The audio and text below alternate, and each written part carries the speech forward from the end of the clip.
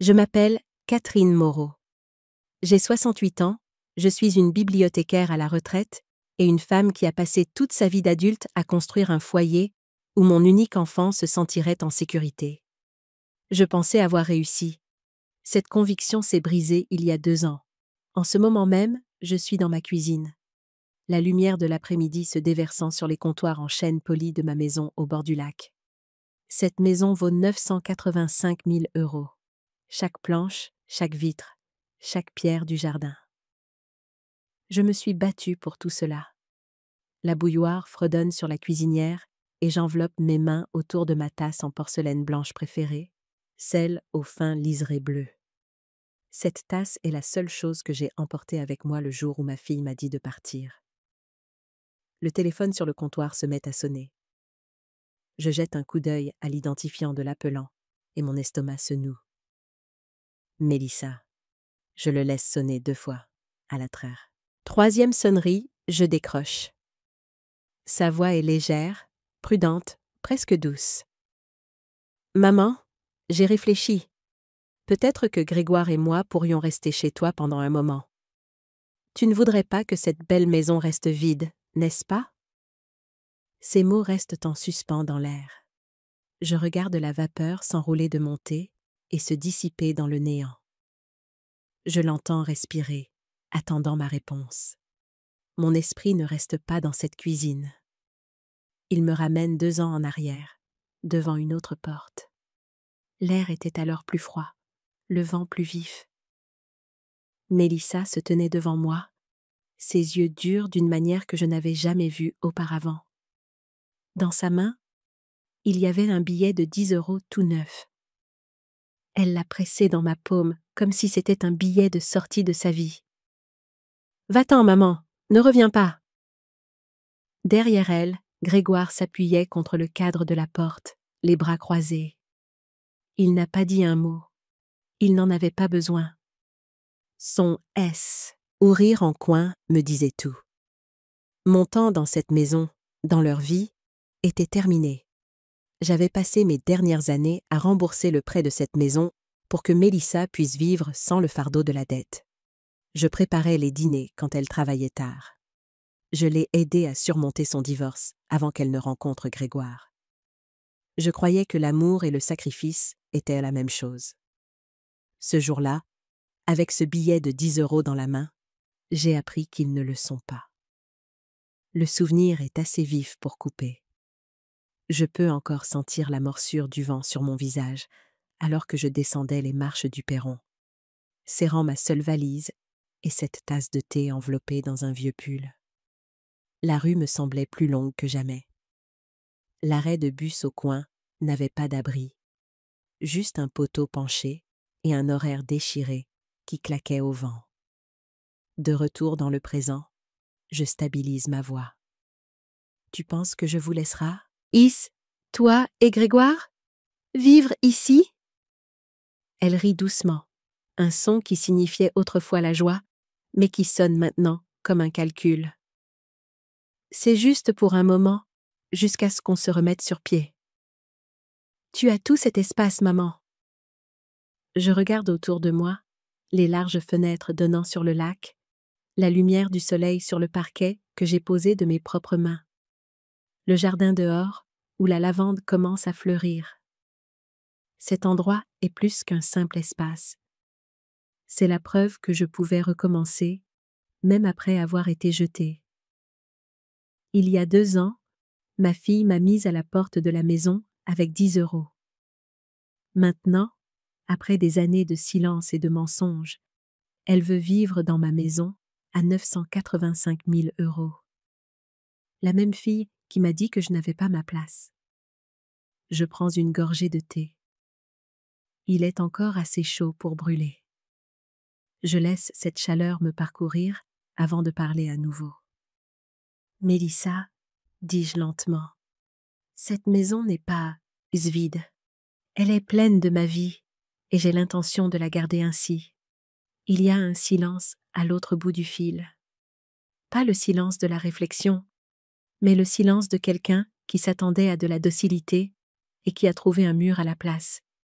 Mes doigts effleure le bord de ma tasse de thé, et je me souviens de la porcelaine froide contre mes mains, la nuit où je suis arrivée dans une chambre louée avec rien d'autre à mon nom.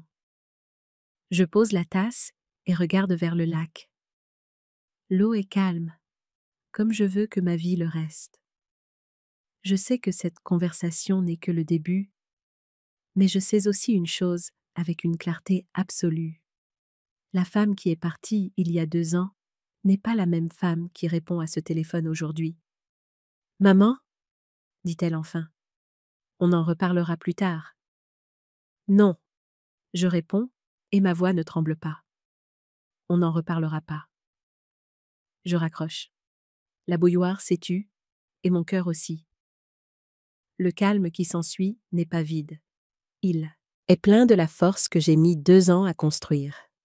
Chaque objet dans cette cuisine, de la cuillère en bois usée à la plante grimpante sur le rebord de la fenêtre, est un témoignage de cette reconstruction. J'ai choisi chaque élément avec soin, non pas pour impressionner les autres, mais pour me créer un sanctuaire. Et un sanctuaire n'a pas de chambre d'amis pour ceux qui ont autrefois profané le temple. Le silence du téléphone est assourdissant. Il représente une porte que je viens de fermer. Une porte que j'avais laissée entr'ouverte pendant des années, espérant un courant d'air de regret ou d'affection qui n'est jamais venu. Aujourd'hui, j'ai senti le courant d'air, mais il n'apportait que les relents froids de l'opportunisme. Ma décision n'est pas née de la colère, mais de la clarté. La colère est un feu qui consume, mais la clarté est une lumière qui guide. Pendant 2 ans, j'ai navigué dans l'obscurité, apprenant à faire elle, à différence entre l'écho de mes propres peurs et la voix de mon intuition. Cette voix me dit maintenant que protéger ma paix n'est pas de l'égoïsme, c'est de la survie. La femme qu'ils ont mise dehors était une mère qui se définissait par son sacrifice. La femme qu'ils essaient de réintégrer est une personne qui se définit par sa résilience. Elles ne sont plus compatibles. Je rince ma tasse à l'évier, le contact de l'eau chaude sur mes mains est apaisant. Dehors, le soleil commence à descendre, peignant le lac de teintes orangées et violettes. C'est un spectacle que je ne manque jamais. Il me rappelle que chaque jour, peu importe sa dureté, peut se terminer en beauté. Et que demain, le soleil se lèvera à nouveau, offrant une nouvelle chance de choisir la lumière. Je suis partie sans regarder en arrière. Il n'y avait aucun intérêt. La porte s'était déjà refermée, à la fois dans son cadre et dans ma vie. Dans ma main droite, je serrais les à poignée d'une petite valise usée. Tout ce que je pouvais transporter en un seul voyage. Dans ma gauche, enveloppée dans un pull délavé, se trouvait la tasse en porcelaine blanche au fin liseré bleu. Elle ne valait pas grand-chose pour qui que ce soit d'autre, mais c'était le dernier fil qui me reliait à la vie que j'avais bâtie. L'air extérieur me mordait les joues alors que je posais le pied sur le trottoir. Je pouvais encore entendre le léger grincement de la porte d'entrée se fermant derrière moi. Ma respiration s'élevait en nuages fins et irréguliers alors que je marchais vers l'arrêt de bus au coin de la rue. Le billet de 10 € qu'elle avait pressé dans ma main était rigide dans la poche de mon manteau, comme un rappel cruel du prix qu'elle m'avait fixé. Au moment où j'atteignis les limites de la ville, la lumière hivernale avait déjà commencé à décliner. Le motel était un bâtiment de 2 étages, à la peinture beige écaillée et à l'enseigne, aux néons vacillantes, qui bourdonnaient comme une guêpe irritée. La lumière indiquant « complet » était à moitié allumée, le nom devant étant définitivement mort. Je suis restée là un moment, la valise lourde à mon côté, avant d'entrer dans le hall d'accueil éventé et surchauffé. Le réceptionniste m'a à peine regardé. « Les tarifs à la semaine sont moins chers », a-t-il dit en faisant glisser une fiche d'inscription sur le comptoir. J'ai compté mes billets froissés, en prenant soin de garder le billet de 10 € à part. Je n'étais pas prête à le dépenser. Je ne savais pas pourquoi, mais je ne pouvais pas encore m'en défaire. La chambre sentait vaguement le nettoyant industriel et quelque chose de plus ancien. Peut-être une moquette humide qui n'avait jamais vraiment séché. Le couvre-lit était d'un marron terne à motifs, usé par endroits. Une seule fenêtre donnait sur le parking, où un semi-remorque tournait au ralenti avec un gros hindement sourd et constant. J'ai posé ma valise sur le lit et j'ai déballé la tasse de thé, la plaçant délicatement sur la table de chevet, comme si c'était quelque chose d'assez fragile pour se briser sous une mauvaise lumière. J'ai rempli la tasse avec la petite bouilloire dans le coin, du genre qui ne fait jamais bouillir l'eau correctement, mais la pousse juste à un léger frémissement fatigué. Assise sur le bord du lit, j'ai tenu la tasse à 2 mains. La porcelaine était froide contre mes paumes, mais la vapeur qui s'en élevait s'enroulait autour de mon visage, comme un réconfort silencieux. Dans ce silence, j'ai vu le visage de mon mari, des yeux doux derrière des lunettes à monture métallique, le sourire qu'il m'adressait à travers la table du dîner.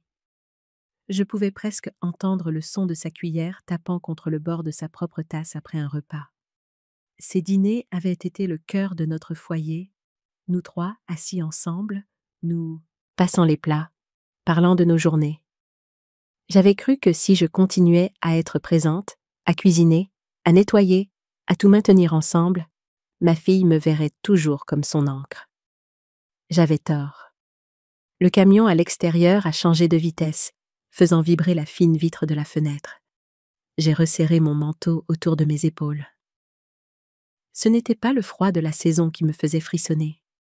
C'était quelque chose de plus profond, logé dans ma poitrine et irradiant vers l'extérieur. Non pas le froid de l'hiver, mais le froid de réaliser que vous n'avez plus de place dans le cœur de votre propre enfant. J'ai fixé la tasse dans mes mains, la fine ligne bleue encerclant son bord comme une frontière. Cela m'a frappé alors. Ma vie n'avait pas de frontières.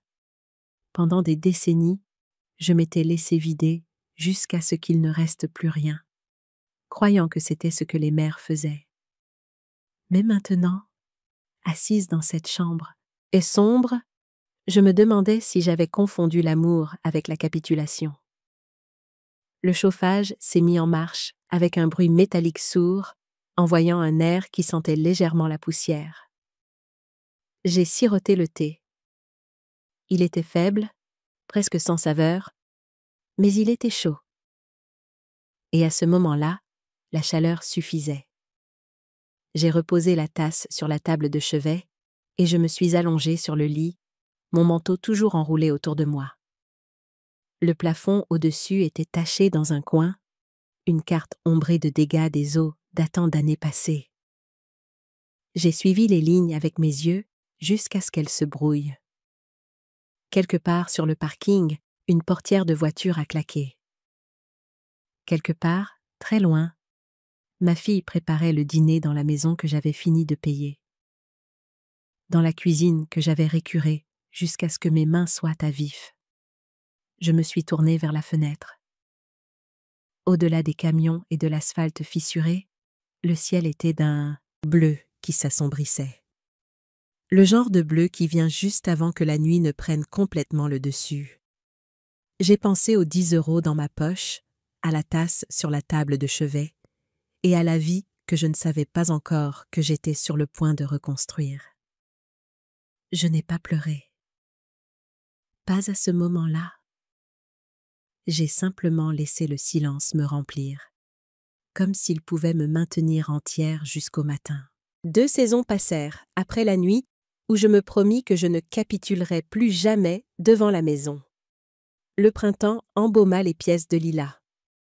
L'été déposa une pièce de soleil brillante sur les lattes de plancher que j'avais poncées à la main. Je m'installais dans un rythme qui ressemblait à une respiration. Thé du matin, promenade le long du lac. Une liste de petites réparations qui occupaient mon corps pendant que mon esprit apprenait une nouvelle forme de quiétude. Le téléphone sonna un mardi, juste au moment où la bouilloire s'éteignit. Arrêta. Je reconnus le numéro avant même la fin de la première sonnerie. Ma fille ne l'avait jamais changé. Pendant un instant, je regardais la vapeur s'élever du bec verseur et se fondre dans la lumière. Puis je répondis. « Maman » dit Mélissa. sa voix enveloppée de coton, douce, rembourrée, prudente.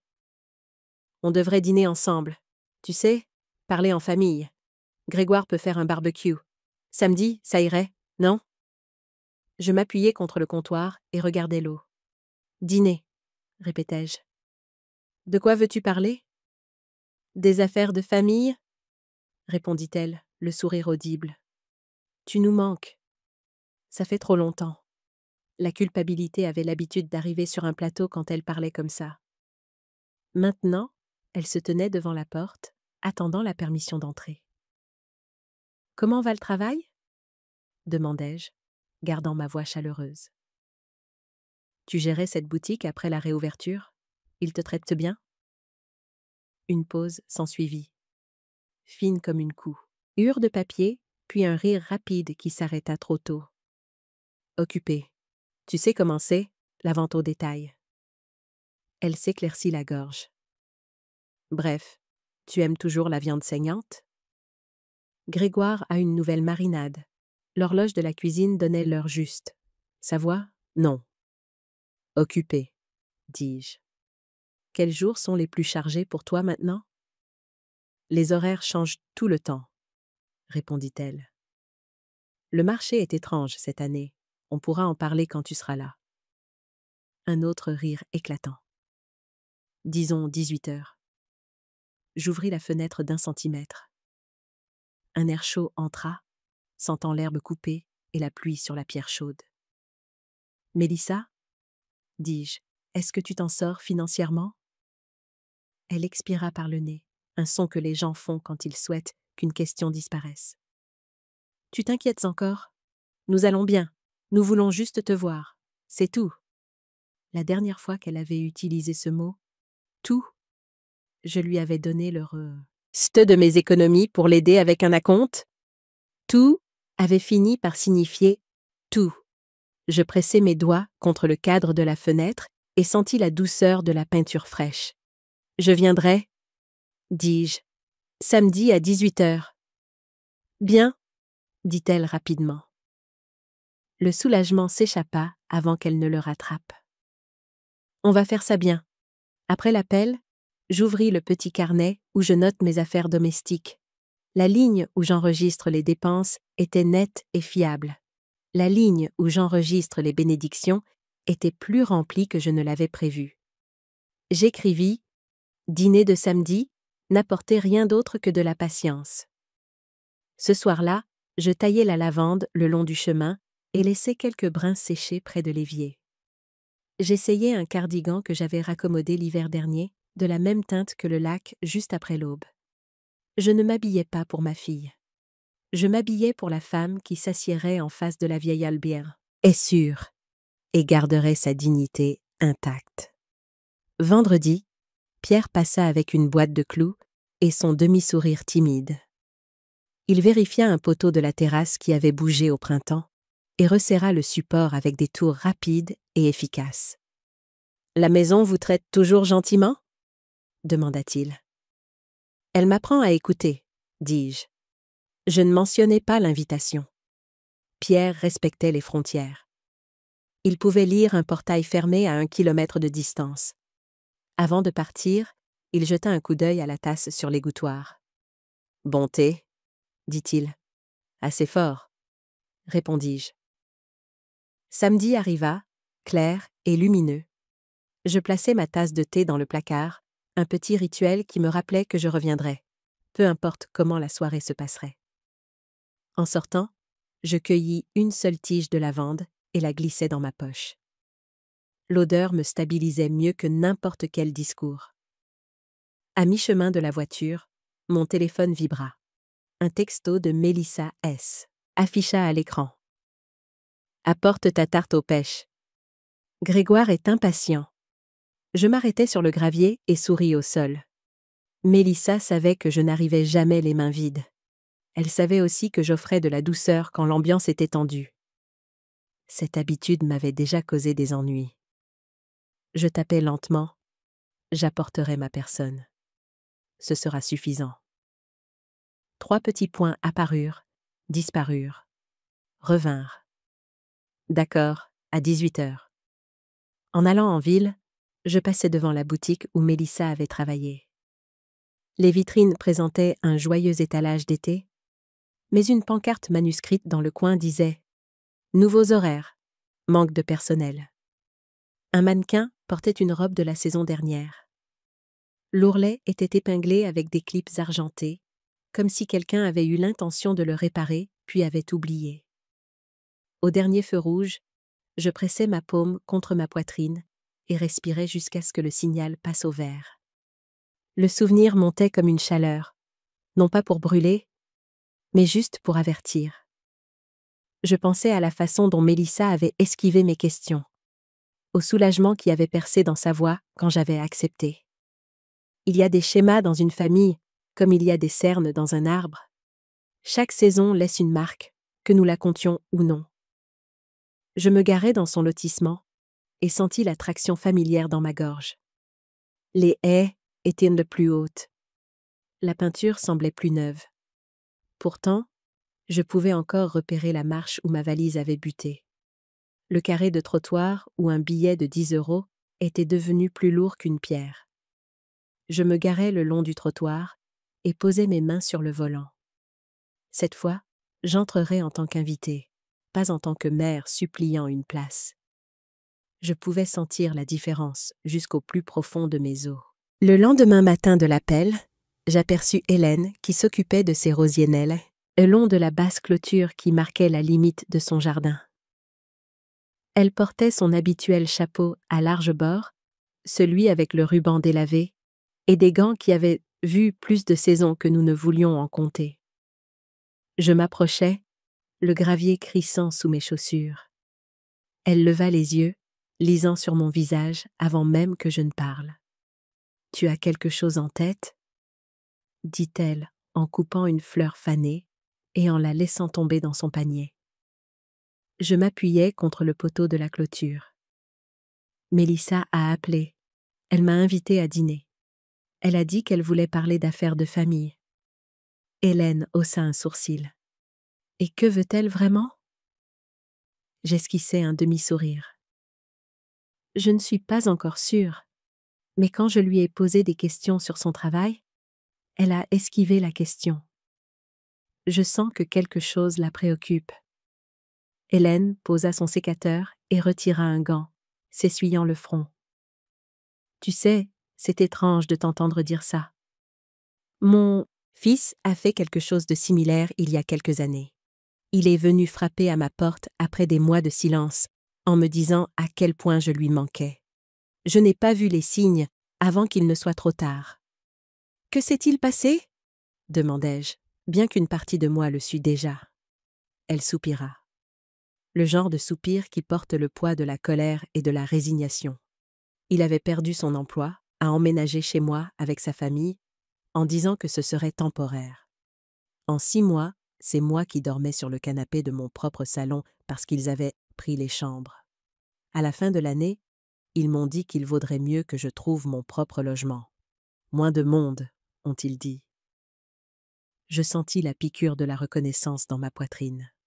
« Alors, tu es partie ?»« Je suis partie, » dit-elle simplement, en remettant son gant.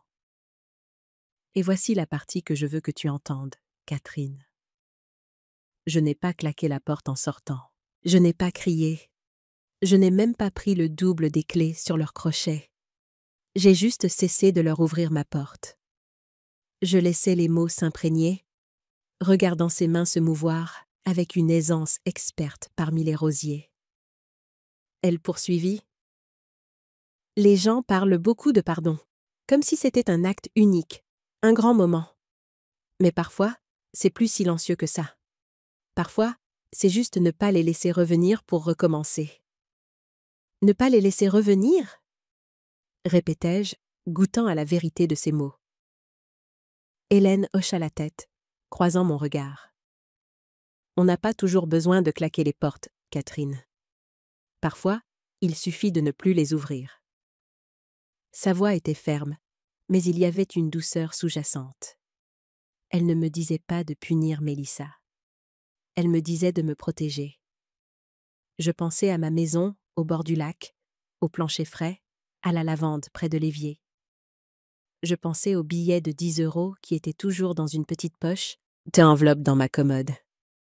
Un rappel d'un jour où j'avais appris le prix que ma propre enfant avait mis sur ma place dans sa vie. Le chat d'Hélène, un matou roux et dodu, sortit de sous le porche et se frotta contre sa jambe. Elle se pencha pour lui gratter la tête, puis me regarda à nouveau. « Tu as construit quelque chose pour toi. Tu as travaillé trop dur pour le céder sans réfléchir. Si tu décides de la laisser entrer, assure-toi que c'est parce que tu veux qu'elle soit là, pas parce que tu as peur de dire non. » Je sentis une résolution tranquille commencer à se former, comme un nœud qui se resserre dans une corde. « Tu as raison, » dis-je. « C'est mon choix cette fois. »« C'est ça le truc, » dit-elle en ramassant son panier de coupures. « Ça a toujours été ton choix. Tu l'as juste oublié pendant un moment. » Je retournais sur mon porche, ces mots résonnant dans mon esprit. La brise du lac portait l'odeur des roses et de la terre humide. Je restai, un moment, regardant la porte d'entrée de ma propre maison, celle que j'avais peinte d'un bleu profond et accueillant. Hélène avait raison. Je n'avais pas à changer la couleur. Je n'avais pas à la verrouiller. Mais je pouvais décider, tranquillement et complètement, qui franchissait ce seuil. Et peut-être que c'était tout le pouvoir dont j'avais besoin. Le pouvoir ne résidait pas dans la confrontation, mais dans la délimitation silencieuse de mon propre espace. Le pouvoir de dire oui avec joie ou non avec paix, sans avoir besoin de justification. Pendant des années, mes décisions avaient été des réactions aux besoins des autres. Maintenant, elles pouvaient être des actions nées de mes propres désirs. Cette distinction était tout. La conversation avec Hélène avait planté une graine de fermeté en moi, une graine qui, je le sentais, allait prendre racine profondément. Je ne préparais plus une défense pour une future bataille. Je renforçais les murs de ma propre souveraineté. Et ces murs n'étaient même pas faits de pierre et de colère, mais de respect de soi et de clarté. C'était une forteresse beaucoup plus difficile à assiéger. L'allée de Mélissa était impeccable, le genre de propreté qui vient de quelqu'un qui veut impressionner avant même le premier coup à la porte. La maison s'élevait sur 2 étages, garnie de volets blancs impeccables, sa façade en pierre captant la dernière lumière dorée du jour. En surface, elle ressemblait à la vie que j'avais autrefois espéré qu'elle aurait. Pourtant, en m'approchant de la porte, je ne sentis aucune chaleur m'attirer. Mélissa l'ouvrit presque trop vite, comme si elle s'était tenue juste là. « Maman » dit-elle, son sourire large mais répété. Elle m'embrassa sur la joue et s'écarta. À l'intérieur, les pièces étaient décorées pour un magazine. Mur neutre, sol brillant, vase stratégiquement placé. Tout était assorti. Rien ne semblait habité. L'odeur de quelque chose de rôti flottait dans l'air, mais elle ne vous enveloppait pas comme un souvenir. Grégoire apparut de la cuisine, un verre de vin à la main. « Catherine » dit-il en hochant la tête. Sa voix était douce, mais portait cette légère pointe de possession, comme si mon nom n'était qu'un mot de plus qu'il contrôlait. Il fit un geste vers la salle à manger. « Asseyons-nous. Le dîner est prêt. » Nous prîmes nos places à une longue table polie jusqu'à un éclat de miroir. Mélissa me versa de l'eau, pas de vin, sans me demander ce que je préférais. Elle plia sa serviette soigneusement et commença à parler de petites choses. Le temps imprévisible, le jardin des voisins. Ces mots tournaient autour de quelque chose sans jamais atterrir. Grégoire découpa le rôti avec une précision délibérée. Il remplit généreusement sa propre assiette avant de me passer la mienne. « Tu vas aimer ça ?» dit-il. Nous expérimentons de nouvelles. Et recette. Mélissa est une hôtesse remarquable maintenant. Je le remerciai bien que mon appétit fût loin de l'assiette devant moi. Je regardais Mélissa lui jeter des regards furtifs avant de reprendre la parole. Alors, maman, on pensait, avec tout l'espace que tu as à la maison du lac? Elle laissa sa phrase en suspens, baissant les yeux sur sa fourchette. Peut-être qu'on pourrait, tu sais, y rester un moment. Je ne répondis pas tout de suite.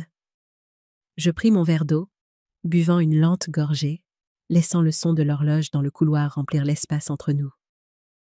Grégoire se renversa sur sa chaise. « C'est logique, dit-il. Tu es toute seule dans cette grande maison. On pourrait aider à l'entretenir. S'assurer que rien n'arrive pendant que tu es seule. » La façon dont il disait « seule », comme si c'était une faiblesse, ne m'échappa pas. Je reposai mon verre avec précaution. J'ai réussi à m'en occuper très bien. Le sourire de Mélissa vacille. « Elle a, mais elle insista. C'est seulement temporaire, maman. Jusqu'à ce qu'on traverse certaines choses, tu remarquerais à peine notre présence. » J'étudiais son visage. Le maquillage soigné ne pouvait cacher la tension autour de sa bouche. La façon dont ses yeux se dardaient vers Grégoire comme pour confirmer ses répliques. Je pensais aux roses d'Hélène. Comment elle avait dit que certaines fleurs devaient simplement être coupées avant qu'elles ne drainent toute la plante. « Dis-m'en plus sur ces choses que vous traversez, » dis-je. Mon ton était léger mais ferme. Mélissa cligna des yeux. « Oh, ce n'est rien dont tu doives t'inquiéter.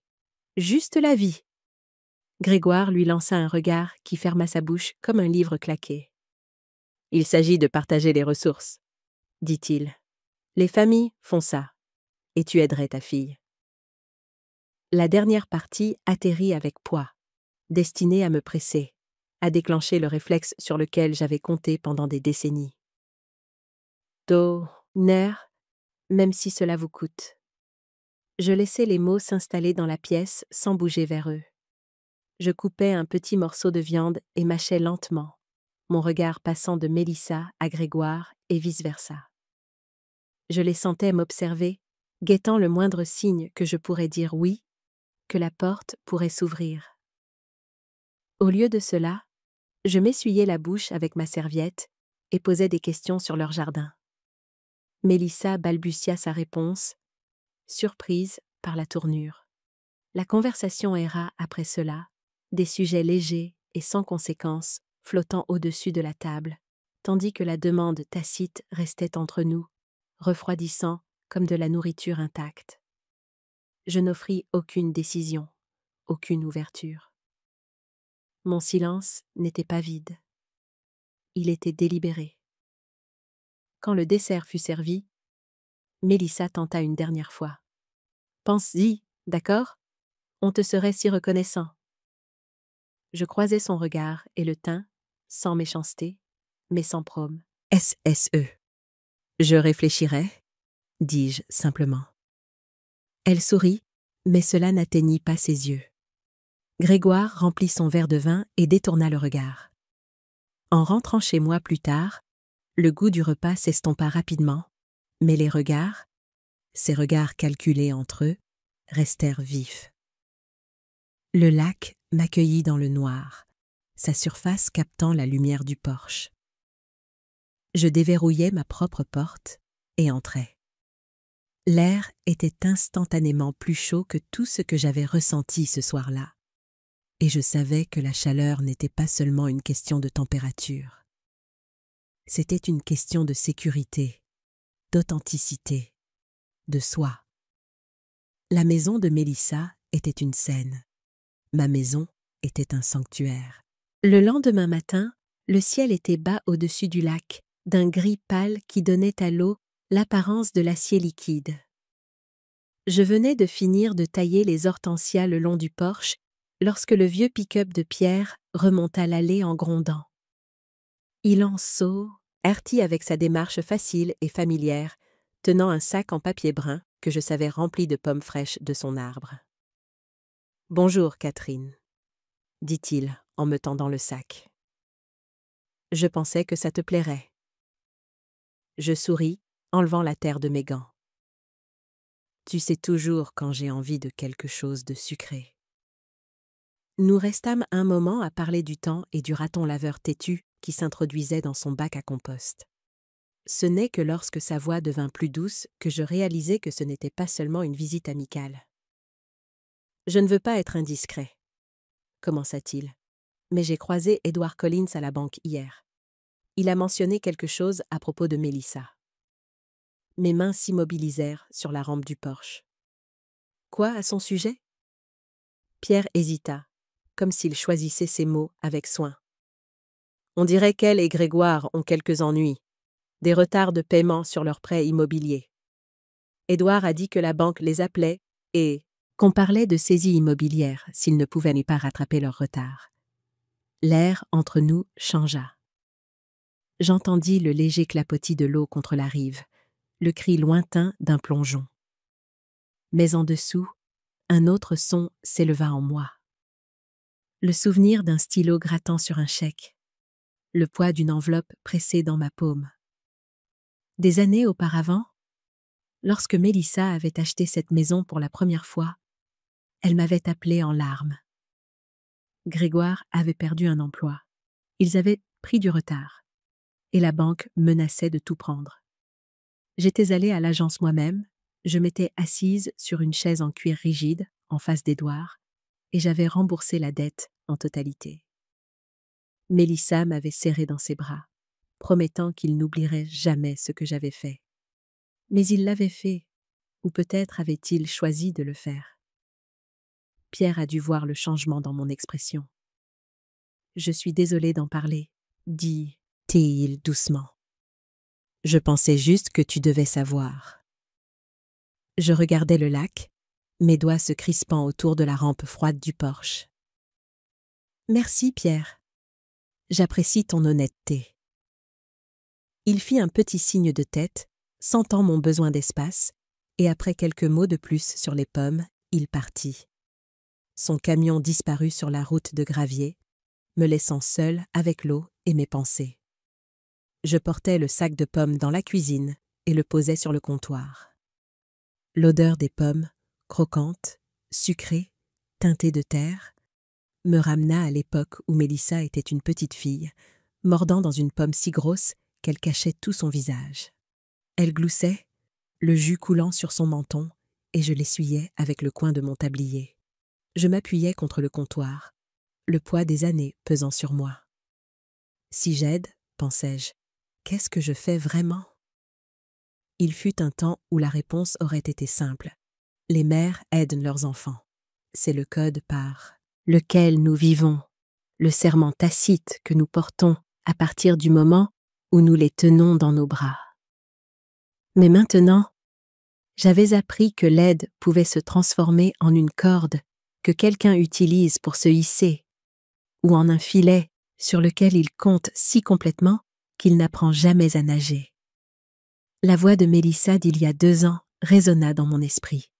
« Va-t'en, maman, ne reviens pas. » La façon dont elle m'avait tendu ce billet de 10 € froissé, comme si c'était une miséricorde. La façon dont Grégoire s'était tenu derrière elle, silencieux, mais satisfait. Je pressai ma paume contre la céramique froide de la tasse au liseré bleu sur l'étagère. Cette tasse m'avait accompagnée dans des chambres de motel, dans des cuisines empruntées les matins où je n'étais pas sûre de ma place. Elle avait contenu plus que du thé. Elle avait contenu ma résolution, ma promesse à moi-même que je ne laisserais personne d'autre décider de ma valeur. Aider maintenant. Serait-ce un acte d'amour ou serait-ce défaire chaque frontière que j'avais lutté pour construire? J'imaginais Mélissa ouvrant la porte de ma maison au bord du lac, ses cartons remplissant les pièces, la voix de Grégoire résonnant dans les couloirs, et je savais que ce ne serait pas juste pour un moment. Ce serait jusqu'à ce que je sois à nouveau mise à l'écart. Le lac à l'extérieur s'agita avec le vent, des ondulations captant la faible lumière du soleil. Je pensais aux mots d'Hélène sur les portes que nous n'avons pas besoin de claquer, seulement de garder fermées. C'était peut-être ma porte. Au moment où la bouilloire siffla pour monter de l'après-midi, J'avais pris une décision tranquille. Je réfléchirais. Je pèserais le pour et le contre. Mais je ne me laisserai pas emporter par le courant par culpabilité ou par habitude. Car l'amour, j'apprenais, signifie parfois laisser quelqu'un affronter l'eau fer, Wad, pour qu'il puisse apprendre à nager. La décision n'était pas un rejet de ma fille, mais une acceptation de moi-même. Une acceptation que mes besoins, ma paix et ma sécurité avaient une valeur intrinsèque, une valeur qui ne diminuait pas en l'absence de l'approbation de quelqu'un d'autre. Il était tard dans l'après-midi quand j'ai vu leur voiture s'arrêter dans mon allée. Le ciel au-dessus du lac commençait à prendre la teinte or pâle du début de soirée, et l'air portait cette pointe vive de l'automne.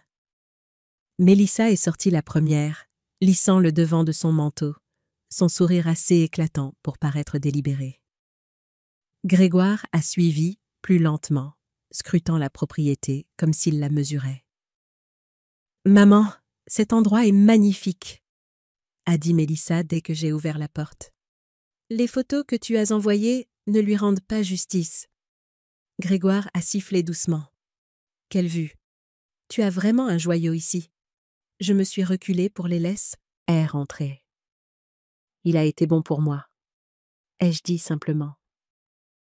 Ils se sont déplacés dans les pièces comme des invités à une journée portes ouvertes, leurs mains traînant le long des cadres de fenêtres, leurs yeux s'attardant sur les détails. Mélissa s'est arrêtée devant la cheminée, touchant le vase de lavande séché. « Tout semble si paisible ici, » a-t-elle dit. « Il a fallu du travail pour en arriver là, » ai-je répondu. Dans la cuisine, Grégoire a ouvert la porte arrière et est sorti sur la terrasse. « Ce lac vaut la moitié de la valeur à lui seul, » a-t-il remarqué, en s'appuyant sur la balustrade. « Je parie que tu as des couchers de soleil incroyables. » Mélissa s'est glissée sur un tabouret au comptoir, ses doigts traçant le grain du bois. « On pensait, maman, si on restait ici, tu n'aurais pas à être seule. » « On pourrait te tenir compagnie. Je l'ai étudié pendant un long moment. » « Mélissa, si c'était ta maison, » ai-je demandé, ma voix ferme, « que ferais-tu d'autre ?»« Moi ?» La question a atterri entre nous comme une pierre jetée dans une eau calme. Les ondulations se sont propagées dans le silence qui a suivi. Les lèvres de Mélissa se sont entr'ouvertes, mais aucun mot n'est sorti. Elle a jeté un coup d'œil à Grégoire, qui a esquissé un léger sourire en coin, comme si la pose l'amusait. Finalement, Mélissa a laissé échapper un petit rire qui ne semblait pas réel. « Pourquoi demanderais-tu ça ?»« Parce que je veux savoir, » ai-je dit. « Si les rôles étaient inversés, si je venais à toi et te demandais un endroit où rester, que se passerait-il ?» Elle a baissé les yeux sur ses mains. « C'est différent. »« Différent comment ?» ai-je demandé. Grégoire a fermé la porte arrière et est rentré. « C'est ta fille. Tu es la mère. C'est tout l'intérêt. » L'intérêt, ai-je dit, c'est que j'ai déjà été dans cette situation. Je sais ce que c'est de vivre dans une maison que je pensais être la mienne, jusqu'à ce qu'elle ne le soit plus. Yes. Mélissa s'est agitée sur le tabouret, la couleur montant à ses joues. Maman, nous n'essayons pas de te prendre quoi que ce soit. Nous avons juste besoin d'un peu d'aide en ce moment. Tout le monde a des moments difficiles. Je comprends les moments difficiles, ai-je dit doucement. Je comprends aussi ce qui se passe quand l'aide devient une attente. Grégoire s'est appuyé contre le comptoir, les bras croisés. Tu fais comme si on était là pour te pousser dehors. Ce n'est pas juste. J'ai croisé son regard. La justice est quelque chose que j'ai appris à mesurer différemment. Mélissa a tendu la main vers la mienne sur le comptoir, mais je n'ai pas bougé pour la rencontrer. Tu as toujours été là pour moi, a-t-elle dit. Je pensais juste que je serais là quoi qu'il arrive, ai-je terminé pour elle.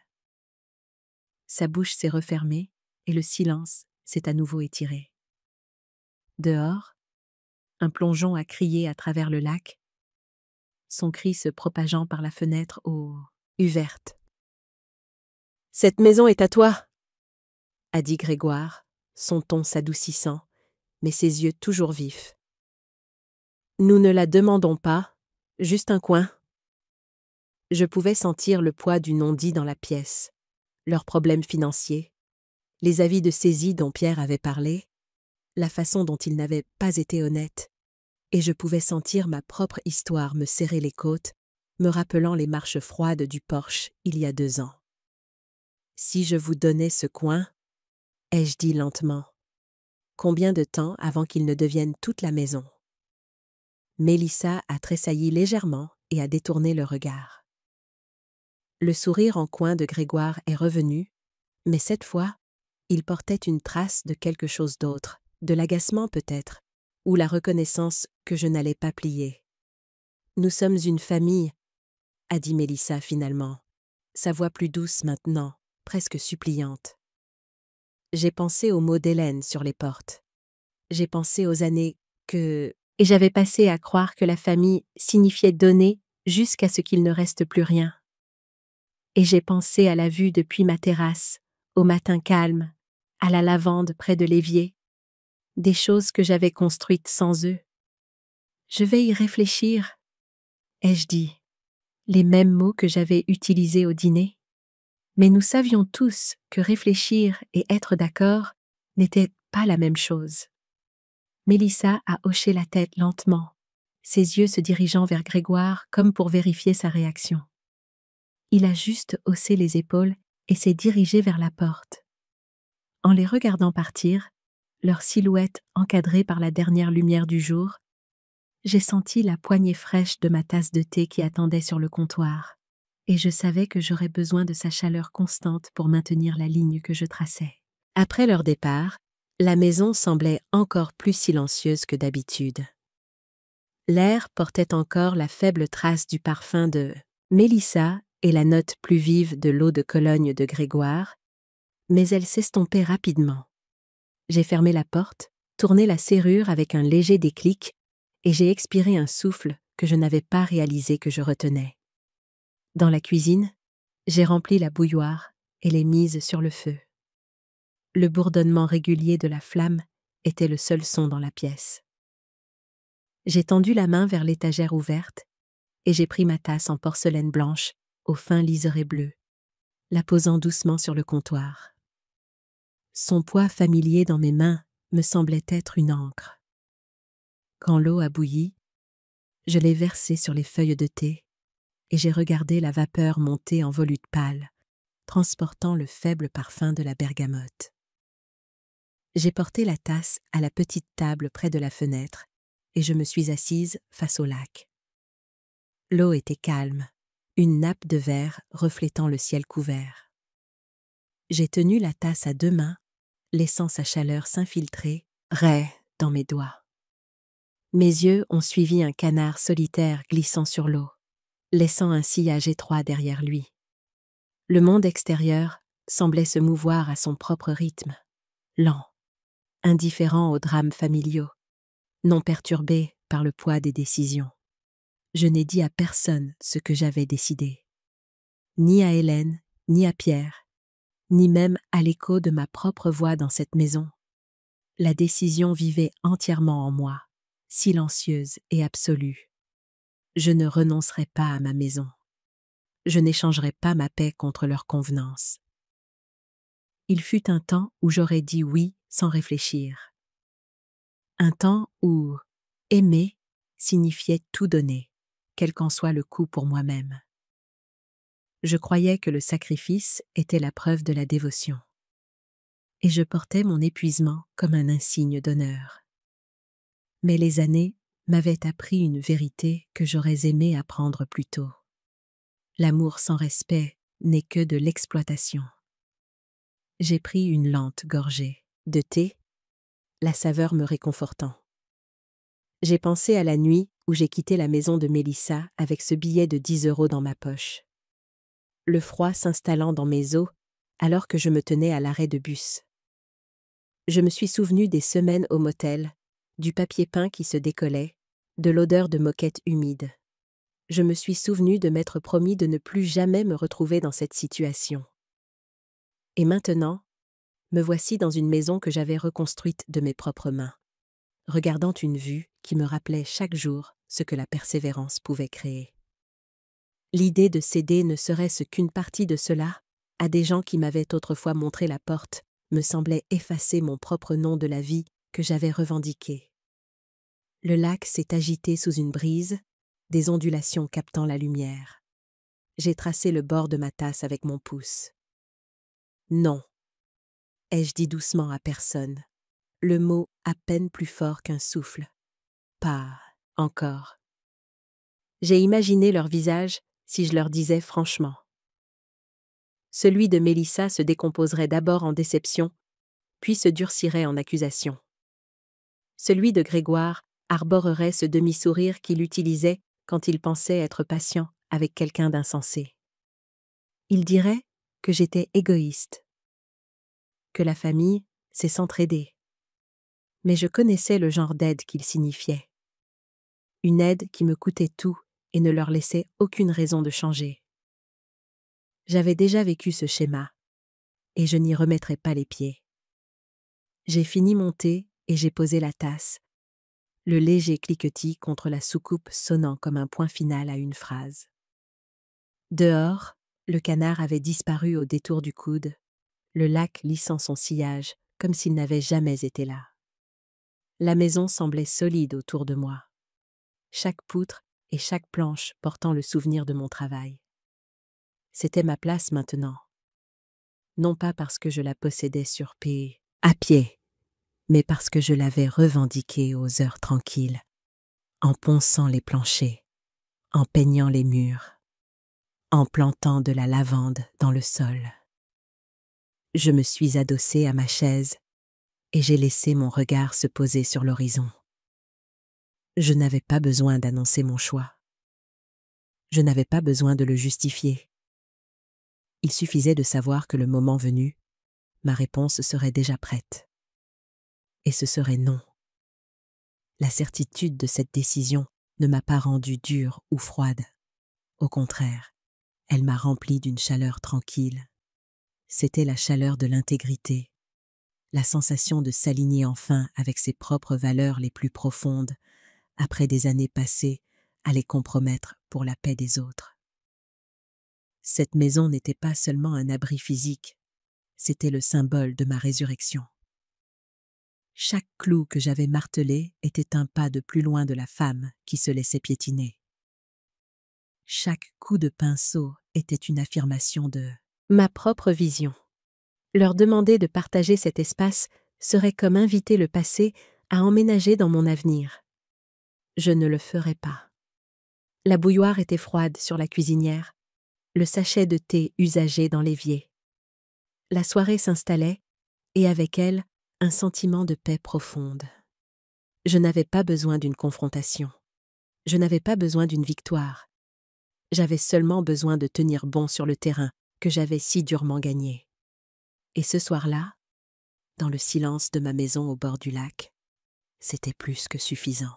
2 matins plus tard, mon téléphone a vibré sur la table à côté de mon thé.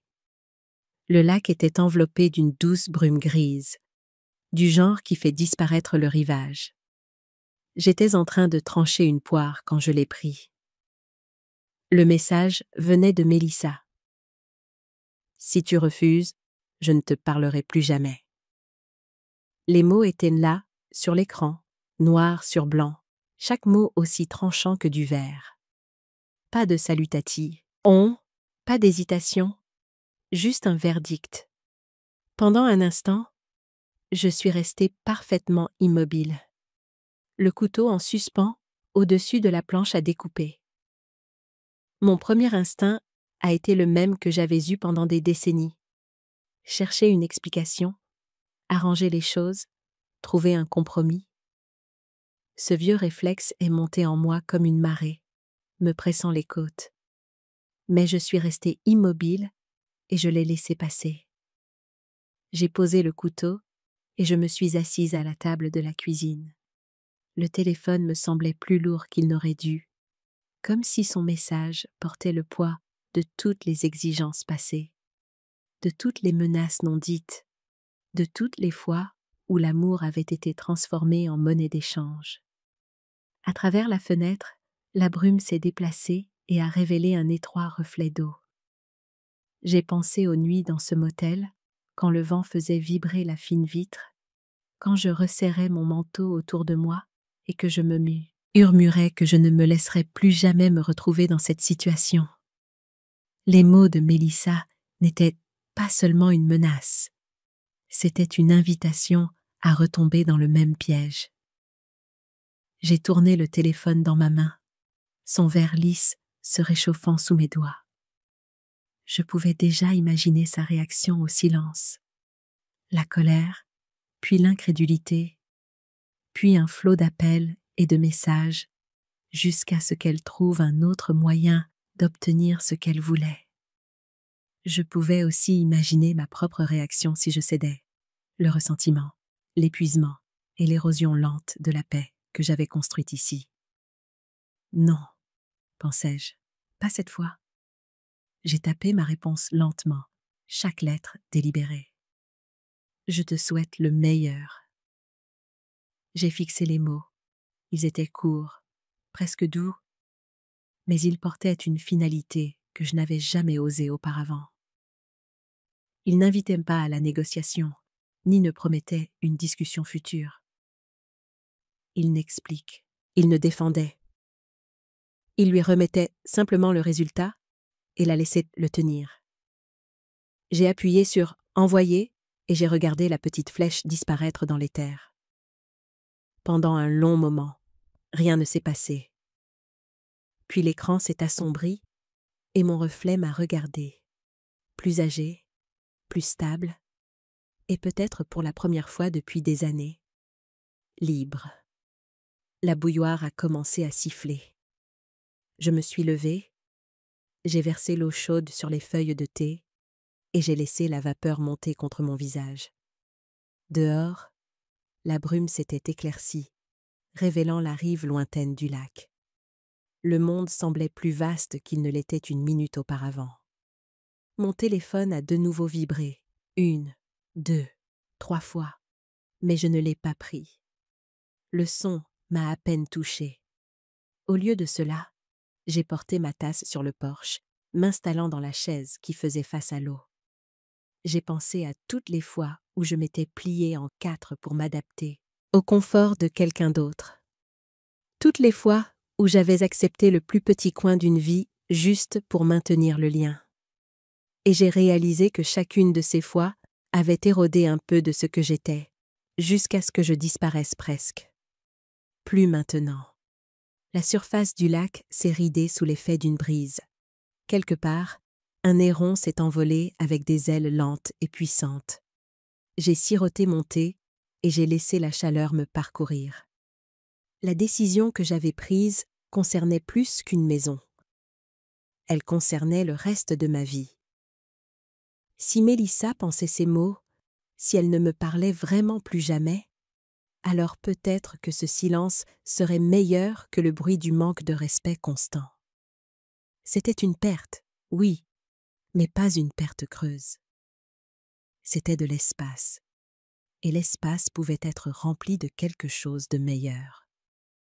Le téléphone a de nouveau vibré. Je l'ai regardé sur la table à côté de moi, mais je ne l'ai pas pris. Ah, au lieu de cela, je me suis adossée, les planches du porche grinçant sous mon poids, et j'ai respiré l'odeur de la terre humide et du cèdre.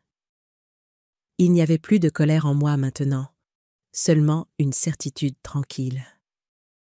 J'avais répondu à sa menace par une bénédiction, et je l'avais pensé. Qu'elle la prenne comme un défi ou comme de l'amour, c'était à elle de décider. J'avais choisi mon rôle. J'ai pris une autre gorgée de thé et j'ai laissé le silence s'installer autour de moi. La paix qui a suivi n'était pas l'absence de conflit, mais la présence de l'intégrité. C'était une paix gagnée, pas donnée. Et elle était bien plus précieuse que n'importe quelle relation qui exigeait que je m'efface pour exister. Il ne fallut pas longtemps pour que les ondes se propagent. Le silence de Mélissa ne dura que quelques jours, avant que les premières rumeurs ne me parviennent. Par le biais de cousins, de vieux voisins, à travers le fragile réseau de liens familiaux qui ne seront jamais vraiment, aussi effilochés soient-ils. Elle avait commencé à appeler des parents, des connaissances, même d'anciens collègues, racontant sa version de l'histoire. Elle a dit non, leur disait Mélissa, la voix blessée, même si elle a plein de place, même si elle vit dans cette grande maison au bord du lac toute seule. Quelle sorte de mère tourne le dos à son enfant? Je pouvais l'imaginer, la tête juste assez penchée pour inviter à la sympathie, son ton prudent, comme si la seule explication possible était mon égoïsme. Et parce que tout le monde ne connaissait pas toute l'histoire, certaines personnes la croyaient. Un après-midi, j'ai croisé ma cousine Carole au marché. Elle a hésité avant de me saluer, ses yeux se dirigeant vers le panier dans ma main, presque comme si elle évaluait si j'avais l'air de quelqu'un qui accumulait ses bénédictions. J'ai souri et lui ai demandé des nouvelles de ses petits œufs, enfants, mais je pouvais sentir le froid sous ses mots. Je n'ai pas essayé de me défendre. J'avais appris que les explications offertes sous le feu des critiques sonnent souvent comme des excuses. Au lieu de cela, je suis rentrée chez moi, j'ai préparé du thé dans ma tasse en porcelaine et j'ai laissé la piqûre passer à travers moi comme le vent dans les pins. Mais la campagne de Mélissa ne s'est pas arrêtée aux rumeurs. Quand elle n'a pas réussi à obtenir de l'argent de ses proches, elle s'est tournée vers les amis et les connaissances de Grégoire. Cela n'a mené à rien non plus. Plus les portes se fermaient, plus elle devenait frustrée. Et quand la frustration s'aigrit, elle cherche un exutoire. Cet exutoire, c'était moi. Un dimanche, j'ai assisté à un petit rassemblement à la salle communale, un repas partage organisé par le groupe de femmes. En posant mon plat, j'ai senti quelques têtes se tourner. Quelques femmes m'ont fait des signes, aises de tête polie, mais ont rapidement détourné le regard. D'autres n'ont pas caché la désapprobation dans leurs yeux. Je n'avais pas à deviner d'où cela venait. Et puis, juste au moment où j'envisageais de m'éclipser discrètement, Hélène est entrée. Elle m'a repéré de l'autre côté de la pièce et s'est dirigée droit sur moi, ses pas vifs, ses yeux féroces. J'ai entendu des choses, a-t-elle dit à voix basse. Reste près de moi. Quand le repas a commencé, Hélène s'est assise à côté de moi. Elle a gardé la conversation légère, me posant des questions sur mon jardin, sur le niveau de l'eau du lac cette année. Mais quand une femme à la table a fait une remarque pointue, je pense simplement que la famille devrait aider la famille quoi qu'il arrive. L'attitude d'Hélène a changé. Elle a posé sa fourchette et a regardé la femme droit dans les yeux. « Vous avez raison », a dit Hélène, sa voix calme mais tranchante. La famille devrait aider la famille. Catherine a fait ça toute sa vie. Elle a donné, donné et donné. Payé des dettes, offert un abri, pardonné des insultes. Et qu'a-t-elle obtenu en retour? La porte claquée au nez, 2 fois. La table est devenue silencieuse. Hélène s'est légèrement penchée en arrière, tenant toujours le regard de la femme. Elle a gagné le droit de garder quelque chose pour elle. Cette maison au bord du lac, ce n'est pas de l'avidité, c'est de la survie. Personne n'a parlé pendant un moment. Puis quelqu'un d'autre s'est éclairci la gorge et a changé de sujet. Mais j'ai remarqué que quelques femmes à la table me regardaient différemment, moins certaines, plus curieuses. Après le repas, alors que nous rangions la vaisselle, Hélène m'a serré le bras. « Ne les laisse pas faire de toi la méchante dans une histoire que tu as écrite avec gentillesse, » a-t-elle murmuré. « Tu as le droit à ta propre fin. » Ces mots se sont installés en moi comme une main stabilisatrice sur l'épaule. Pendant des années, j'avais pensé à l'amour comme un fleuve qui doit toujours couler vers l'extérieur, peu importe à quel point la source est basse.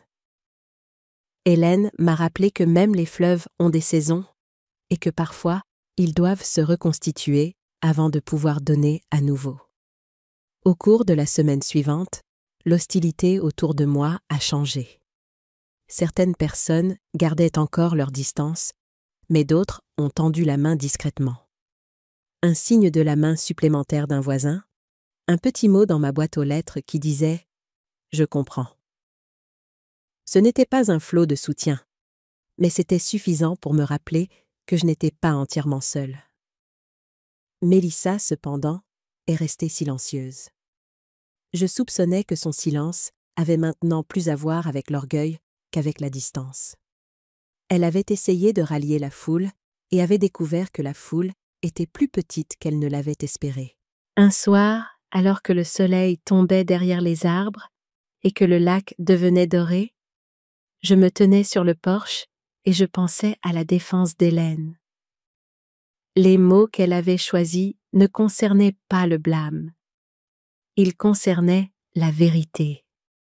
Et la vérité avait une façon de se tenir seule, même quand les autres essayaient de l'enterrer.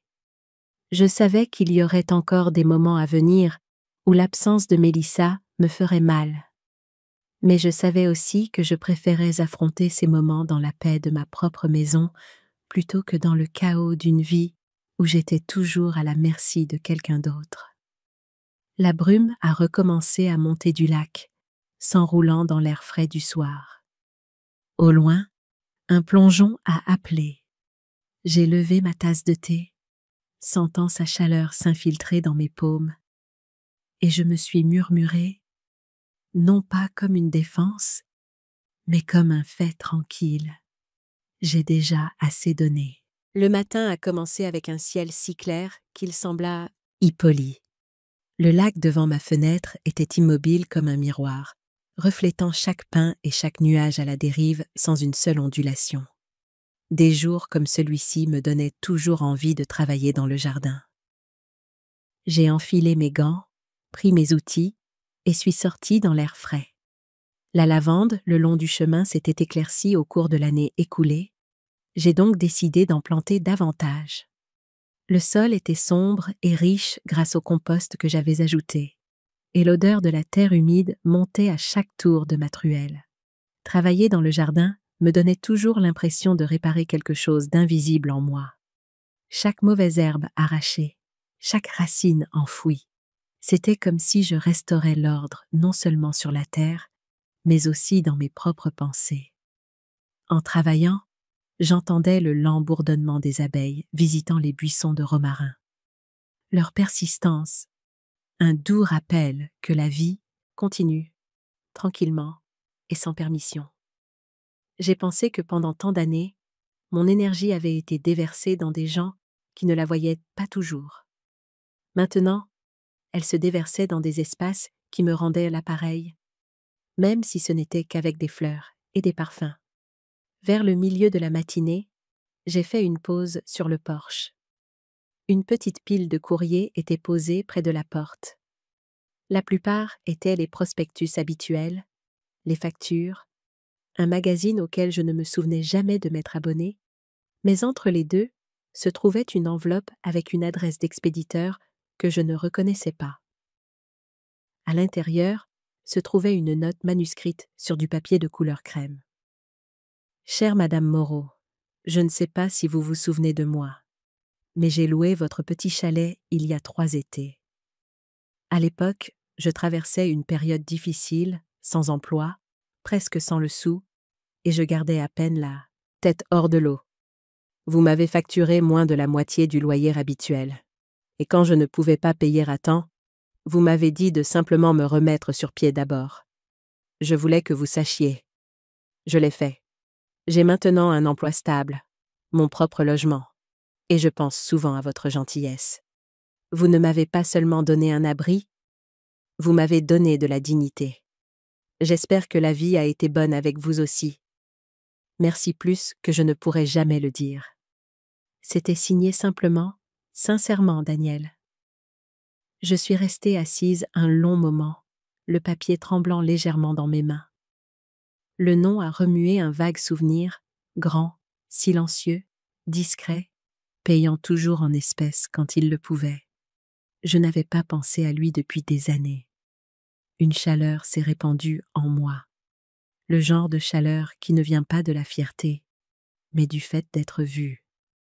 Pas par la foule qui parle, mais par quelqu'un qui se s'ouvre, y est en silence. La vérité, c'est que je n'avais pas cessé d'être généreuse. J'avais juste cessé de l'offrir à des gens qui la considéraient comme un dû. Ce changement avait tout changé. Quand je suis retournée au jardin, les plants de lavande semblaient plus brillants au soleil.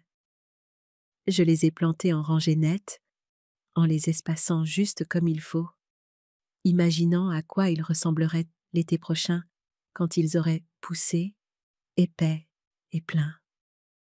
J'ai de nouveau pensé à la lettre de Daniel, comment elle m'était parvenue sans fanfare, sans attente, juste de la gratitude pour quelque chose que j'avais fait naturellement. Alors que j'étais agenouillée là, mes genoux s'enfonçant dans la terre molle, j'ai réalisé que c'était ce qui m'avait manqué pendant ces années où je donnais à Mélissa sans limite. Pas des remerciements sous forme de mots, bien que ceux de Daniel fussent gentils, mais le sentiment que ce que je donnais comptait pour la paix, personne qui le recevait, que ce n'était pas simplement consommé et oublié, mais tissé dans la trame de leur vie.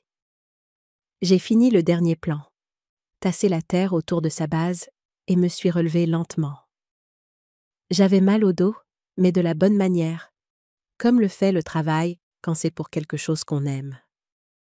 Depuis le porche, j'ai de nouveau regardé le lac.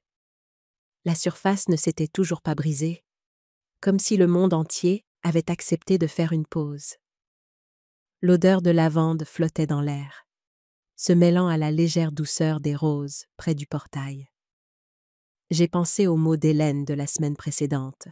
Comment j'avais le droit à ma propre faim. C'en était peut-être une partie. Pas seulement garder la maison, mais la remplir de vie selon mes propres termes.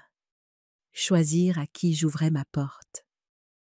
Au loin, un héron glissait bas sur l'eau, son reflet doublant sa grâce. J'ai senti la journée s'installer en moi, calme et sûre. En rentra. J'ai placé la lettre de Daniel dans le tiroir où je gardais d'autres petits trésors. Une fleur sauvage pressée de ma première promenade sur la propriété. Un instantané du lac au coucher du soleil. Un mot d'un voisin me remerciant d'avoir fait du pain pendant une tempête. La preuve que la gentillesse ne disparaît pas, même si elle change de direction. Le lac est resté immobile jusqu'au crépuscule. Et moi aussi. Il était tard dans l'après-midi lorsque j'ai vu la voiture de Mélissa s'arrêter devant la maison. La lavande que j'avais plantée une semaine plus tôt se balançait légèrement dans la brise, comme si même elle sentait la tension monter dans mon allée. Elle n'a pas frappé tout de suite. Au lieu de cela, elle est restée sur le porche, les bras croisés, les yeux scrutant le lac derrière moi à travers la fenêtre. Quand elle a finalement frappé à la porte, c'était sec et rapide, comme si elle voulait en finir. J'ai ouvert la porte et, pendant un bref instant, j'ai cru voir de l'hésitation dans ses yeux, mais elle a disparu presque instantanément. « Je peux entrer ?» demanda-t-elle sèchement. Je me suis écartée et l'ai laissée entrer. Elle ne s'est pas assise, n'a pas regardé la maison que j'avais construite. Au lieu de cela, elle s'est tournée vers moi, la mâchoire serrée. « Alors, c'est vrai ?» a-t-elle dit. « Tu choisis vraiment cette maison plutôt que moi. » Ces mots flottaient dans l'air comme une brume froide venant du lac. Ce n'était pas une question. C'était une accusation. J'ai pris une lente inspiration. « Non, » ai-je dit, ma voix ferme. « Je me choisis, moi. » Mélissa a cligné des yeux comme si elle avait entendu la phrase, mais ne pouvait pas la comprendre. « Toi ?»« Oui, » ai-je dit, en allant poser la bouilloire sur le feu. « Pendant des années, Mélissa, je t'ai tout donné. Du temps, de l'argent, le toit au-dessus de ma tête. J'ai laissé mes besoins se dissoudre pour que les puissent exister. Et en retour, tu as clairement fait savoir que je n'étais pas la bienvenue dans ta vie, sauf si j'étais utile. Ce n'est pas de l'amour, c'est de la convenance. Ses lèvres se sont pincées en une fine ligne. On dirait que je ne me suis jamais souciée de toi. Je l'ai regardée, vraiment regardée. Elle était toujours ma fille, mais je ne pouvais ignorer la façon dont son regard parcourait la pièce, évitant le mien, cherchant quelque chose à quoi s'accrocher qui lui donnerait raison. « Est-ce que tu t'en es soucié ?» ai-je demandé doucement. Ses yeux ont vacillé un instant, et j'ai vu la plus faible fissure dans son armure, mais elle a disparu aussi vite. « C'est à cause de Grégoire, » a-t-elle dit. Il pense que... Ce n'est pas à cause de Grégoire, ai-je interrompu. C'est à cause de moi. Je ne vais pas te donner les clés de cette maison, Mélissa. Pas parce que je ne t'aime pas, mais parce que je m'aime enfin assez pour arrêter de donner ce qui compte. Il y a eu un silence, rompu seulement par le faible sifflement de la bouilloire qui commençait à chauffer. « Tu sais, » a-t-elle dit après une pause, « les gens vont penser que tu es égoïste. » J'ai failli sourire. Qu'ils le pensent. J'ai été altruiste toute ma vie, et ça m'a presque vidée. Si être égoïste signifie qu'il me reste quelque chose pour moi, je le prends. Ses yeux se sont rétrécis, mais j'ai remarqué le léger tremblement de ses mains. Que ce soit de la colère ou autre chose, je ne saurais le dire. Je suppose que c'est tout, alors, a-t-elle dit finalement. Tu as fait ton choix. J'ai versé de l'eau chaude dans ma tasse de thé, la même porcelaine blanche au liseré bleu que j'avais emportée de sa maison le jour où elle m'avait dit de partir. Je l'ai posée sur le comptoir entre nous. Oui, ai-je dit, en croisant son regard. Je l'ai fait. Elle n'a pas bu le thé que je lui ai offert. Elle n'a pas dit au revoir. Elle y est simplement sortie, ses pas lourds sur le porche en bois, le son s'estompant alors que le moteur de sa voiture démarrait. Je suis restée à la fenêtre un moment après son départ, regardant la traînée de poussière que ses pneus soulevaient le long de la route. Le lac au-delà est resté calme, captant la lumière du soleil couchant. Le thé avait refroidi au moment où j'ai pris ma première gorgée. Il était toujours bon, meilleur même, car il était à moi, dans ma maison, selon mes conditions. Et bien que ma poitrine soit lourde, je savais que c'était le genre de douleur qui accompagne la guérison. Je m'étais choisie, et ce choix, ai-je réalisé, ne fermait pas la porte à l'amour. Il fermait simplement la porte à la perte de soi-même au nom de l'amour. La confrontation avait été inévitable, mais sa conclusion était libératrice. Il n'y avait pas de cris, pas de larmes dramatiques, seulement la vérité froide et claire qui se tenait entre nous. Une vérité qu'elle ne voulait pas entendre et que je ne pouvais plus ignorer. En la regardant partir, je n'ai pas ressenti de triomphe, mais une profonde et douloureuse tristesse pour la relation que nous aurions pu avoir, et une paix inébranlable pour la femme que je devenais enfin. C'était 3 jours après que Mélissa soit sortie de ma maison. Je ne m'attendais pas à la revoir de sitôt. Mais cet après-midi-là, alors que je taillais la lavande le long du porche, j'ai entendu le crissement des pneus sur le gravier. Sa voiture s'est arrêtée. Elle est sortie lentement, non pas avec la colère rigide de notre dernière rencontre, mais avec quelque chose que je ne pouvais pas tout à fait nommer. Elle n'a pas demandé à entrer cette fois. Elle s'est tenue sur la marche du bas, les mains enfouies dans les poches de sa veste. Je pouvais voir ses yeux se diriger vers le lac, vers les fenêtres, vers la vie que j'avais construite ici sans elle. « Je ne suis pas venue pour me battre », a-t-elle dit finalement. J'ai hoché la tête. Bien. Pendant un moment, les seuls sons étaient le léger clapotis de l'eau contre la rive et le vent qui passait dans la lavande.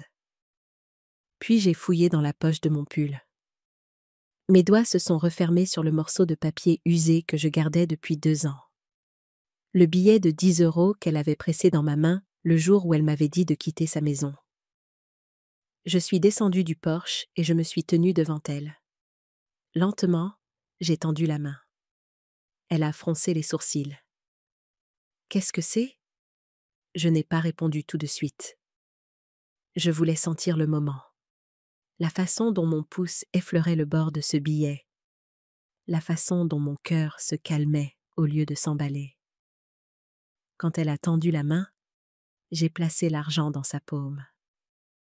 Sa peau était fraîche, presque froide, mais ma main est restée chaude contre la sienne.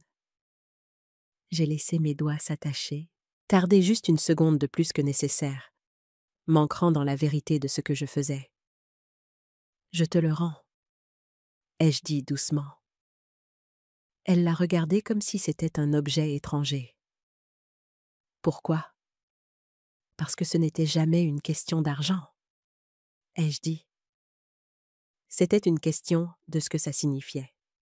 Ce jour-là, tu m'as donné 10 € pour me renvoyer. Aujourd'hui, je te les rends pour clore ce chapitre. Je ne porte plus ça avec moi. La honte, la douleur. C'est moi qui boucle la boucle. Ses yeux ont vacillé entre les miens et le billet dans sa main. Elle n'a pas parlé, mais je l'ai vue déglutir difficilement, comme si le poids de ce billet était plus lourd que le papier ne devrait l'être. Je ne te le rends pas par colère, ai-je continué. Je te le rends parce que je n'en ai pas besoin pour me rappeler qui je suis. Je le sais maintenant. Je me suis reconstruite depuis ce jour, et je continuerai à vivre, que tu choisisses ou non de faire. Et parti de cela. La brise s'est levée, et pendant un moment, j'ai cru qu'elle allait laisser le billet glisser de sa main, et que le vent l'emporterait. Mais elle l'a gardé, ses doigts se refermant autour, les yeux fixés quelque part sur le sol entre nous. « Tu le penses vraiment, n'est-ce pas ?» a-t-elle dit, sa voix plus douce que je ne l'avais entendue depuis des années. « Oui, » ai-je dit.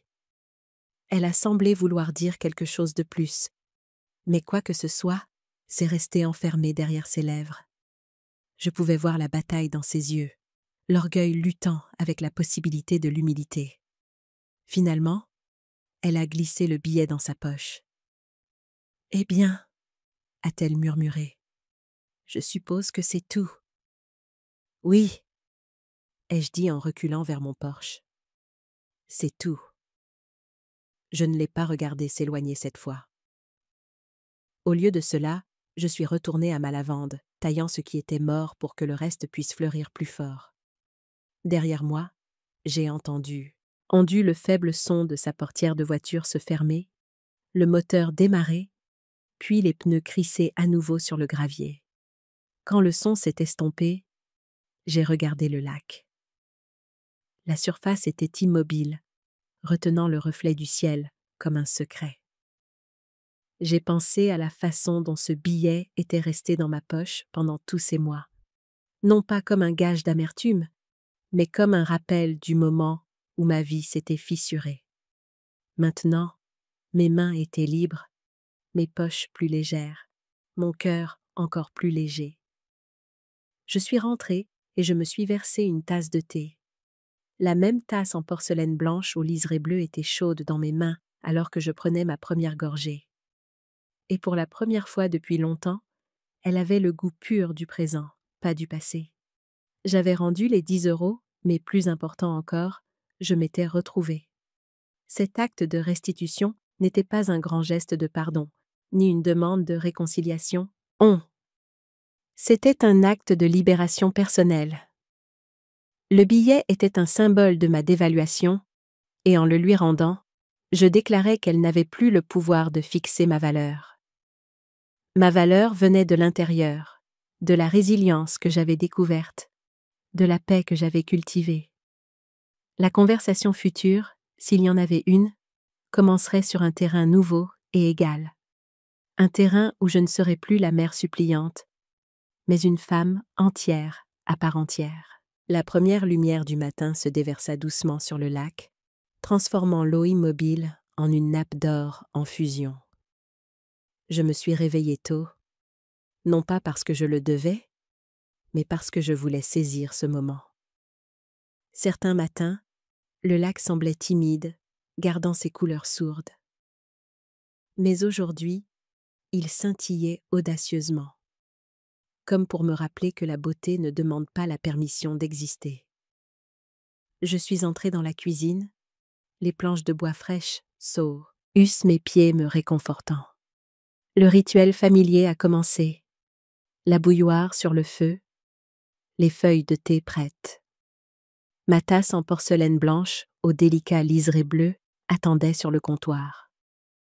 La vapeur s'est enroulée vers le haut lorsque j'ai versé l'eau chaude, libérant un parfum à la fois terreux et réconfortant. Tasse à la main, j'ai ouvert les fenêtres avant.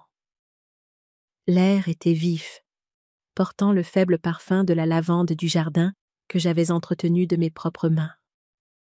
Je me suis approchée, laissant la lumière du soleil matinal toucher mon visage, me réchauffant de l'extérieur vers l'intérieur. J'ai regardé le lac, observant les ondulations se former et s'estomper. Dans ce reflet, je n'ai pas seulement vu le ciel et l'eau, mais des morceaux de moi-même, des fragments que je pensais disparus pour toujours. Ils m'ont pris la maison une fois. Ai-je murmuré à personne d'autre qu'à l'aube? Cette fois, je la garde. Et je me garde moi-même. La vérité de ces mots s'est installée profondément dans mes os.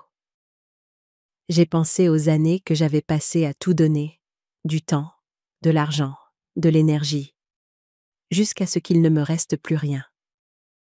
À l'époque, l'amour signifiait le sacrifice sans question. Je croyais que c'était ce qu'une mère était censée faire. Mais maintenant, je comprenais quelque chose que je n'avais pas compris avant. L'amour sans respect n'est pas de l'amour. C'est de l'exploitation déguisée en sentiment. Je me suis appuyée contre le cadre de la fenêtre, sirotant mon thé lentement, laissant la chaleur me parcourir. Ce n'était pas seulement le thé qui me calmait, c'était la connaissance que ma vie était de nouveau la mienne. Quelque part, au-delà des arbres, Mélissa vivait sa propre version de la matinée. Que cela m'inclue ou non n'était plus la question qui définissait ma journée. J'avais cessé de vivre dans l'ombre de l'approbation de quelqu'un d'autre.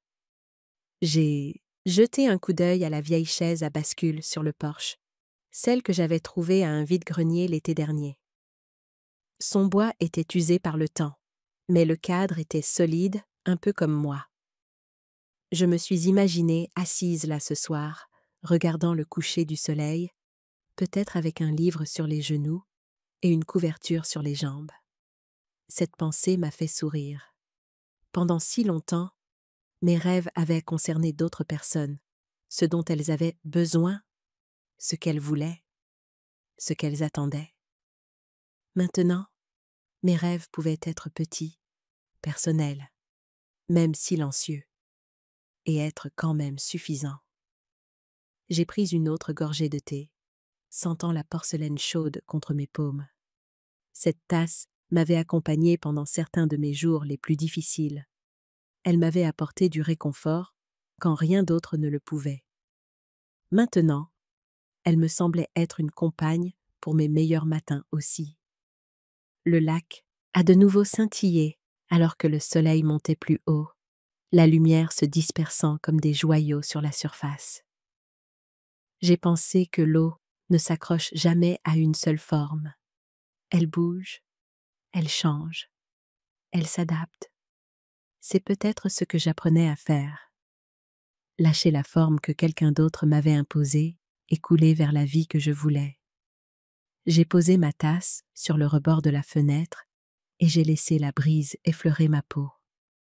Quelque part, en moi, il y avait encore une douceur qui n'avait pas été écrasée par tout ce qui s'était passé. Et cette douceur, c'était à moi de la protéger. Je savais que certaines personnes pourraient regarder mon choix et penser que j'étais têtue. impitoyable. Mais elle n'avait pas été là quand les murs semblaient se refermer sur moi. Quand les propres mots de mon enfant coupaient plus qu'une lame, elle ne m'avait pas vu reconstruire, brique par brique, mon estime de moi. En finissant mort. NT, j'ai pensé à quelque chose qu'Hélène m'avait dit. On n'a pas toujours besoin de claquer la porte. Parfois, il suffit de la garder fermée. Je comprenais ça maintenant. La porte entre Mélissa et moi n'était pas verrouillée pour toujours, mais elle n'était pas non plus grande ouverte pour qu'elle entre et prenne ce qui lui plaisait. J'ai pris ma tasse et je me suis détournée de la fenêtre. Ma journée serait simple, m'occuper du jardin, peut-être faire du pain, peut-être une promenade le long du rivage. Mais elle serait à moi, chaque instant. Et à vous, qui écoutez mon histoire maintenant, je vous poserai cette question. Si c'était vous, ouvririez-vous à nouveau la porte ou la garderiez-vous fermée? Ma réponse, je l'ai trouvée dans le calme de ce matin, dans la solidité de cette maison et dans la chaleur de cette simple tasse de thé. La réponse est la paix. Et la paix, j'ai appris, est une porte que l'on choisit de garder pour soi.